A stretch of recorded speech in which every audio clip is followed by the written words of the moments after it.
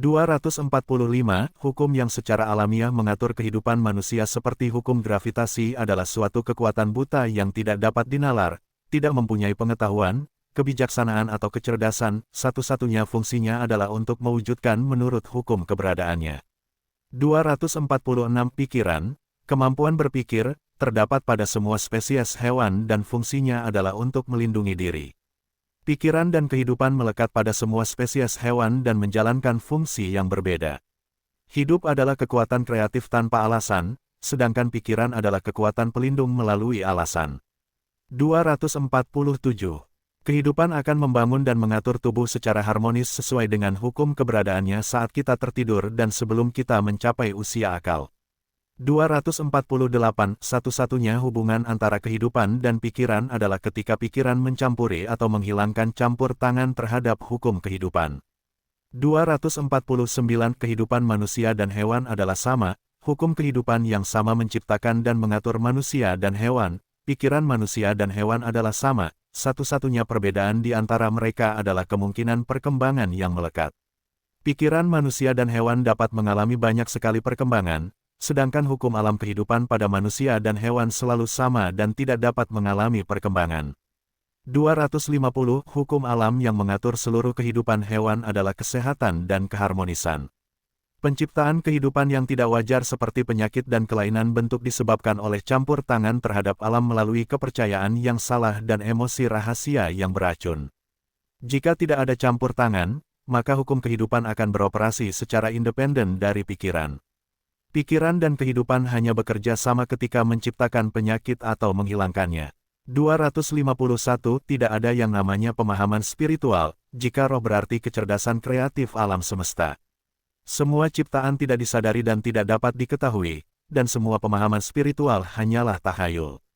252. Tidak ada yang namanya rohani petunjuk yang akan menuntun umat manusia dalam berbuat keadilan yang benar dan baik. Penalaran induktif dan deduktif dari suatu prinsip adalah satu-satunya metode yang diketahui yang akan memungkinkan manusia mengetahui apa yang adil atau tidak, benar atau salah, baik atau jahat. Pengetahuan dan keyakinan adalah dua hal yang berlawanan, ujung yang satu bermula dari ujung yang lain. 253. Tidak ada yang namanya penyakit-penyakit dan kelainan bentuk di alam. Tidaklah wajar jika kita sakit, atau cacat.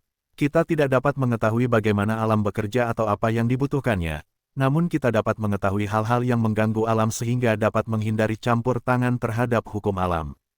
254. Tidak ada obat yang dapat menyembuhkan penyakit dan kelainan bentuk tubuh.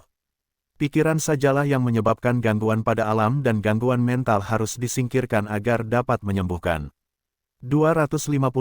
Tidak ada yang bisa menghindari akibat dari keyakinan mental, ketakutan, keraguan dan keyakinan pada diri kita sendiri atau pada orang yang kita minta untuk membantu kita jika ada penyakit tubuh. Hukum pikiran tidak dapat diubah seperti hukum gravitasi. Percaya atau tidak percaya tidak mempengaruhi suatu hukum alam. 256. Tidak ada yang namanya kegagalan bila kita terus berusaha. Setiap kali kami berusaha, kami memperoleh satu atau lebih poin. Manfaat yang kita terima semua bergantung pada diri kita sendiri. Tidak ada upaya untuk mendapatkan pengetahuan yang sia-sia. Begitu kita menyadari keadaan alami kita, secara tidak sadar kita akan menjadi sehat. 257. Tidak ada yang namanya keturunan yang mewarisi penyakit, dan cacat. Jika ada, umat manusia akan menghancurkan dirinya sendiri. Fakta bahwa seluruh keluarga meninggal karena tuberkulosis bukanlah bukti bahwa anak-anak tersebut mewarisi penyakit tersebut. Namun hal ini merupakan bukti positif bahwa kecerdasan alami anak yang tidak disadari dipengaruhi oleh ketakutan, keraguan, dan keyakinan orang tua atau dokter. Buktinya, para mind healer telah menyembuhkan ribuan kasus tuberkulosis. 258. Tidak ada penyakit, atau kelainan bentuk apapun yang terjadi tanpa disadari, tanpa arahan dari kesadaran, semua penyakit tubuh akan mati. Kesehatan adalah satu-satunya tindakan bawah sadar dari kekuatan hidup yang melekat pada seluruh umat manusia. Ketakutan, keraguan dan keyakinan akan penyakit tubuh adalah satu-satunya penyebab penyakit tubuh. Ketidaktahuan akan pengaruh emosi adalah penyebab berkembangnya penyakit yang tidak terduga. 259. Tidak ada hal yang dapat menghancurkan penyakit tubuh selama kita yakin bahwa penyakit tubuh itu mungkin atau perlu. Kecerdasan alami yang tidak disadari dalam diri seluruh umat manusia akan menciptakan apa yang kita yakini atau takuti, atau akan menciptakan kesehatan segera setelah kita menolak untuk percaya atau takut akan penyakit tubuh. Keyakinan, ketakutan dan emosi adalah campur tangan sadar terhadap alam sedangkan kesehatan adalah hasil bawah sadar dari hukum alam kepercayaan kita. 260 Tidak ada hal yang dapat menghancurkan akibat penyakit yang tidak nyata dan tidak alami selama kita meyakini bahwa penyakit tersebut nyata dan alami. Kondisi kita yang nyata dan alami adalah kesehatan yang sempurna, dan ketika kita percaya bahwa penyakit tubuh itu nyata dan alami, kita mengganggu hukum alam atau keberadaan kita, dan kesadaran kita akan mengarahkan kekuatan hidup kita untuk menciptakan apa yang kita pikirkan dan rasakan. Untuk menghancurkan hal-hal yang tidak nyata dan tidak alamiah, kita hanya perlu mengingat ciptaan kehidupan yang nyata dan alamiah dalam kesadaran kita.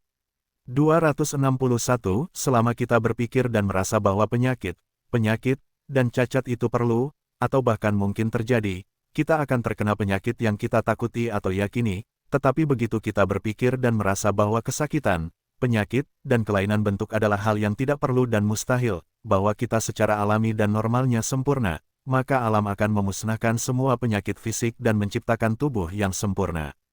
262 Ketika kita menyadari bahwa kesehatan adalah keadaan alami kita, dan mengetahui bahwa kita mempunyai kekuatan untuk menolak kesadaran akan penyakit, keadaan tidak alami kita, dan menggunakan kekuatan ini, maka kita menghancurkan yang tidak alami dan mengizinkan alam menciptakan yang alami. Takut, atau percaya bahwa penyakit fisik perlu atau mungkin terjadi berarti menciptakan kondisi untuk perkembangannya. Menyangkal perlunya atau kemungkinan adanya penyakit fisik berarti menghancurkan dan mencegahnya.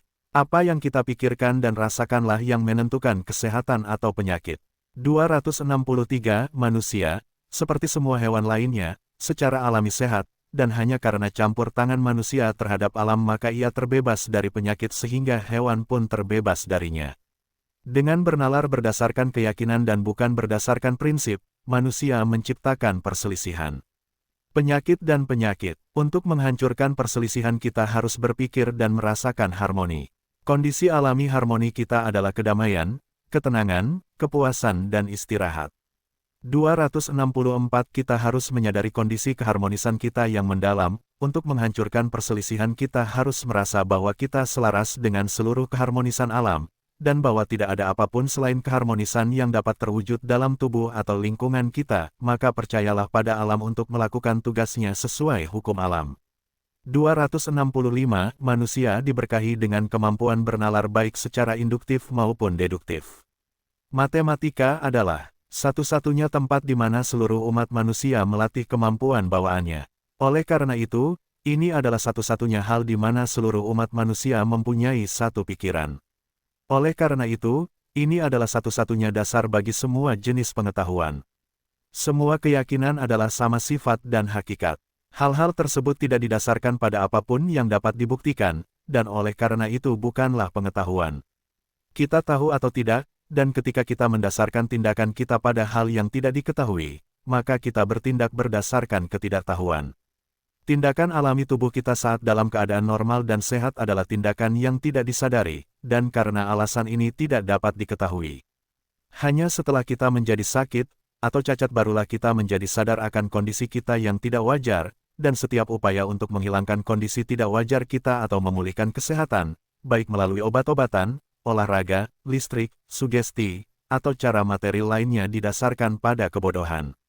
266 Dengan memperlakukan penyakit sebagai suatu kenyataan, kita menyimpannya dalam kesadaran kita sebagai suatu kenyataan, dan kekuatan hidup dalam diri kita yang secara alamiah menciptakan kesehatan secara tidak sadar, akan mengikuti arah sadar kita dan menciptakan penyakit yang kita pikirkan dan rasakan.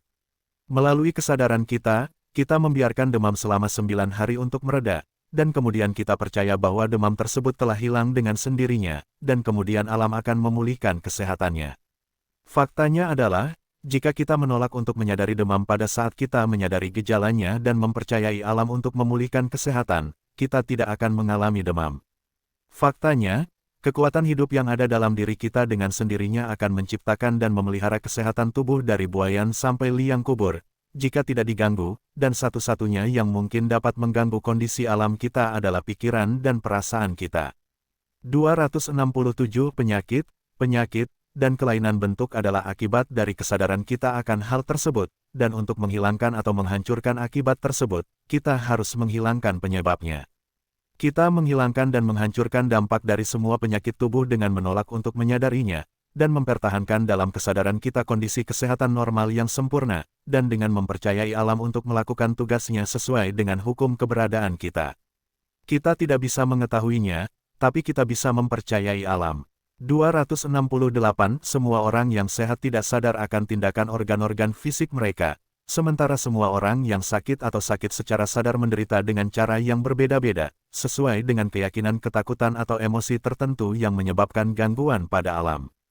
Ketika manusia langsung bertindak berdasarkan laporan indera fisiknya ketika indera-indera tersebut memberitahukan kepadanya adanya kelainan fisik, dengan menyadari bahwa ia adalah satu dengan, dan merupakan bagian yang sadar dari, semua kehidupan yang semuanya harmonis, dan kemudian menolak untuk menyadari bukti-bukti tersebut, indranya, dengan tindakan ini ia menjadi penguasa indranya, dan bukan menjadi budak indranya, dan alam tidak diganggu dengan menyerah pada bukti-bukti indera.